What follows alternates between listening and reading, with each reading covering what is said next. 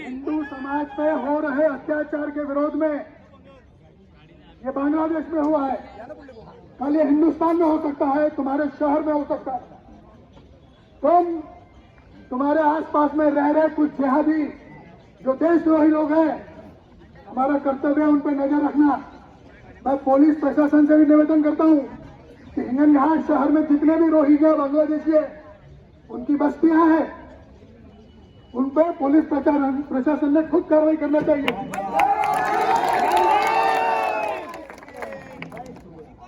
अनेक झोपड़पट्टियां हिंगन घाट शहर में बसाई गई है, अनेक मदरसे तैयार हो रहे, उस पर तुम्हारी इंटेलिजेंस ब्यूरो क्या कर रही है? मैं जिले के प्रशासन से निवेदन करता हूं कि इन चीजों पे समय रह के ध्यान दो।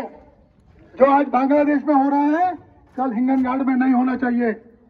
इसी एसडीओ ऑफिस में कुछ दिन पहले जिहादियों का मोर्चा निकला था, तब यह नहीं था कि 5 लोग अंदर आओ।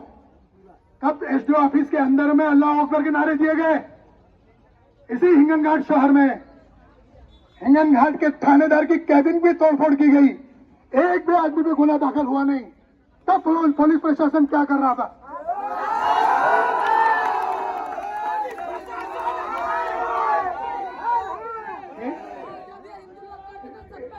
हिंदू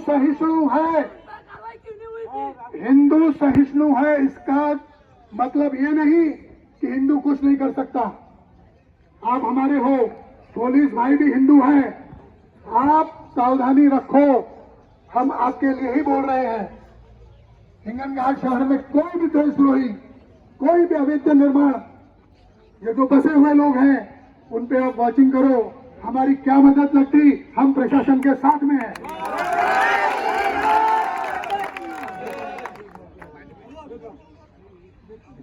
इसके बाद माजी खासदार श्री सुरेश भाऊ वाघमारे अपने विचार व्यक्त करेंगे।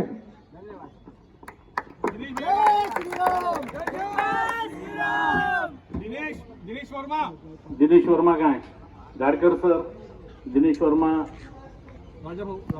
राजाभाऊ, सर्व या इकडे। आज बांगलादेशामध्ये जो हिंदूंवर अत्याचार झाला, हिंदूंचा जो नरसंहार झाला,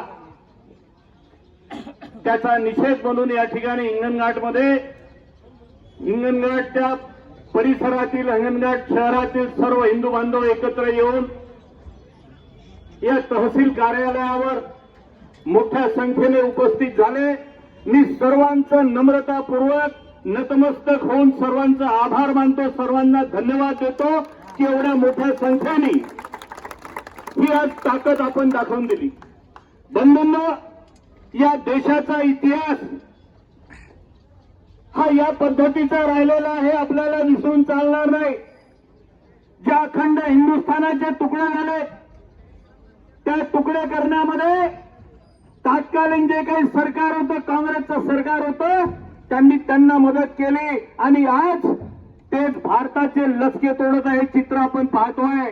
आणि म्हणून आपल्याला सावध राहण्याची जरुरी आहे, सावध राहण्याची गरज आहे। या ठिकाणी आम्ही जे पाहतोय, निवडणुकीच्या राजकारणाच्या माध्यमातून हिंदू समाजाला जातीमध्ये वाटण्याचं काम आगामी काळामध्ये होत्याचं चित्र आपण पाहतो। बंधूंनो, आपण एक गोष्ट लक्षात ठेवली पाहिजे, स्वातंत्र्याच्या पूर्वी इंग्रजांनी 150 वर्षाची राजवट केली, परंतु या हिंदूंना त्यांना संपवता आलं नाही। आणि म्हणून त्यांनी एक अभ्यास केला आणि त्या अभ्यासातून लक्षात आलं की या ठिकाणचा हिंदू धर्म जाती जातीत वाटला गेला पाहिजे, या ठिकाणचा हिंदू धर्म हा एक वेगवेगळ्या पंथामध्ये वाटला गेला पाहिजे। आणि हे जर केलं तरच या ठिकाणी हे अतिरेकी आहेत, हे देशद्रोही आहे, सक्सेस होतील।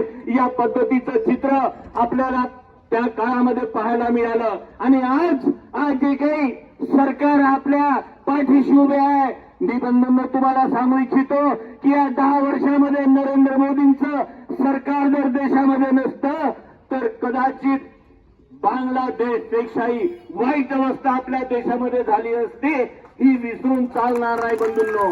आणि म्हणून जातीपातीचं राजकारण न करता आपल्या धर्मामध्ये जे काही सर्व एकत्र आहे त्यांनी एकत्र राहणं हे काळाची गरज आहे. हे जर आपण विसरलो तर आपल्याला बांगलादेश व्हायला इथं वेळ लागणार नाही. आपण पक्षामध्ये वाटल्या गेलो, आपण जातीमध्ये वाटल्या गेलो, आपण धर्मामध्ये वाटल्या गेलो. बंधूंनो, मी एक या ठिकाणी आपल्याला आव्हान करतो, तुम्ही इतिहास बघा या देशाचा. कधी संत जातीत वाटल्या गेले काय? नाही. महंत जातीत वाटल्या गेले काय? या देशातले थोर संत महंत वेगवेगळ्या जाती धर्माचे होते, परंतु त्यांनी या देशामध्ये हिंदू समाज एकत्र ठेवण्याचं काम केलं. आणि आता मी नाव घेऊन सांगतो, राहुल गांधी ज्याला जात नाही तो जातीचं विभाजन करण्यासाठी या ठिकाणी म्हणतोय. याचा अर्थ देशात संसदेमध्ये हिंदू हा हिंसक आहे म्हणतोय. हो, आम्ही हिंसक आहोत, पण आमच्या जर अत्याचार झाले तर आम्ही जरूर हिंसक झाल्याशिवाय राहणार नाही, एवढं लक्षात ठेवलं पाहिजे. आणि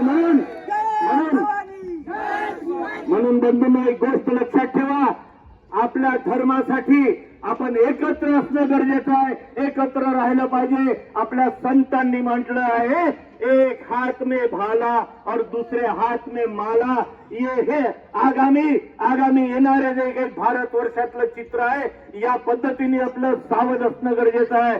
तेव्हा आज सर्वांना पुनश्च सर्वांचं अभिनंदन करतो आणि या ठिकाणी थांबतो. धन्यवाद.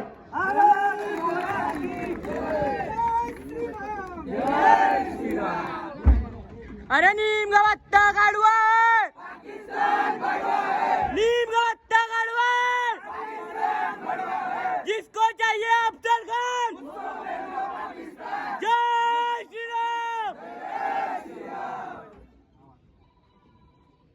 बंधूंनो, या ठिकाणी आपण हा जो मोर्चा काढला मोठ्या संख्येत, खरोखरच आपण सगळे तरुण अभिनंदनास पात्र आहात. गेल्या अनेक वर्षापासून आपल्या इथे हिंदू याच्या विषयी होती, पण हिंदू संघटनेनं काम उभं केल्यामुळे आज हिंदू जागृत झालाय. आणि हिंदू जगेगा तोही देश जगेगा, अन्यथा नहीं हो सकता है. म्हणून सगळ्यांनी आपण संकल्प करायचा आहे की आम्ही सगळे हिंदू एक होऊ, जातपात विसरून, धर्म पंथ विसरून आपण सगळे एक होऊ आणि भाजपच्या राजकारण म्हणून भाजपच्या पाठीशी आपण सदैव उभे राहू, याचा विचार आपण सगळ्यांनी केला पाहिजे. आणि जय हिंद, जय महाराष्ट्र, जय भारत. सर्व हिंदुत्व संघटना इथे आलेली आहे. ज्याही संघटनाचे प्रमुख यांना इथे बोलायचं सुद्धा इथे येऊन हिंदुत्वाविषयी आपण बोलू शकता. बजरंग विश्व हिंदू परिषद, भिडे गुरुजी संघटना, शिवप्रतिष्ठान हिंदुस्थान, जेवढी संघटनाचे प्रमुख असेल ते बोलू शकते. उपस्थित सर्व हिंदुत्व संघटनेचा मी इथं मनपूर्वक आभार करतो. त्यांनी आपल्या वेळेतून वेळ टाळून हिंदुस्थानाची एकता दाखवली. जय श्रीराम, वंदे मातरम, जय हिंद. इथं सर्वांचा आभार करून हा कार्यक्रम इथं संपवलो. असं जाहीर निघेल. भारत का प्रधानमंत्री कैसा हो.